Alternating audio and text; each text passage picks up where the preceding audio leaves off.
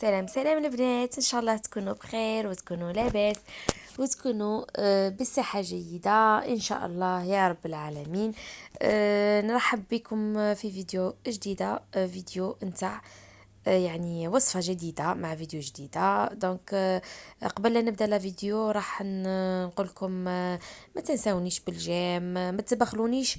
يعني اذا كان حطيت لكم فيديو وعجبتكم واستفدتوا منها، ما تبخلونيش بدقيقة نتاع باش ديروا لي جيم وديروا لي كومونتير اللي يطلع المورال هكذا باش تحفزوني باش نحط لكم وصفات اكثر واكثر وروتينات اكثر واكثر ان شاء الله. دونك اليوم جبت لكم وصفة. دونك هنا ما كان عندي والو في الدار، كان عندي فلفله زروديه، بصله وطوماطيس. وكانت عندي لا كريم فريش، قلت واش ندير تلفت لي، قلت ندير لي بات. دونك هنا رحت حطيت لي بات تاوعي طابوا في الماء والملح والرند وسنيناتهم خليتهم يطيبوا. قطعت الخضر اللي كانوا عندي كما شفتوا.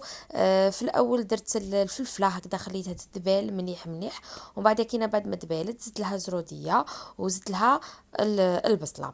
كما كتشوفوا هنايا نخلو الخضر تاوعنا يتقلوا مليح مليح كي يدبالوا. زدت عليهم حبه طوماطيسه مرابيه.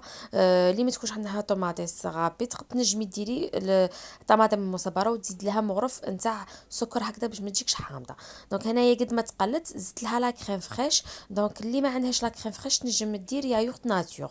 دونك كما كتشوفوا هنا وشويه فرماج، ديري فرماج فوندو، فرماج غابي يكون عندك، ولا فرماج اي فرماج يكون مليح يكون عندك ديريه هكذا باش نعوضوا هذاك في بلاصه اللي نديروا اللحم نعوضوه بالخضر والفخوماج هكذا باش يجينا لي بات يعني يجونا بنين وهكا ملاح.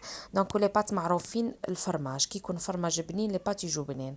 يعني لي بات نجموا ديروهم يعني بدون لحوم. دونك هذه وصفه اقتصاديه، يعني اللي ما يكون عنده والو في الدار وتتلف له في الدار واش يدير ينجم يدير بها. هكذا ديري فطورك وتفطري ولادك وباقل تكاليف باقل شيء يكون عندك في البيت. كانت هذه هي فيديو نتاعنا نتاع اليوم، ان شاء الله نكون كنت خفيفه على قلبكم. ما تنسونيش بالجيم وبالدعم. الى اللقاء، الى فيديو اخرى. باي.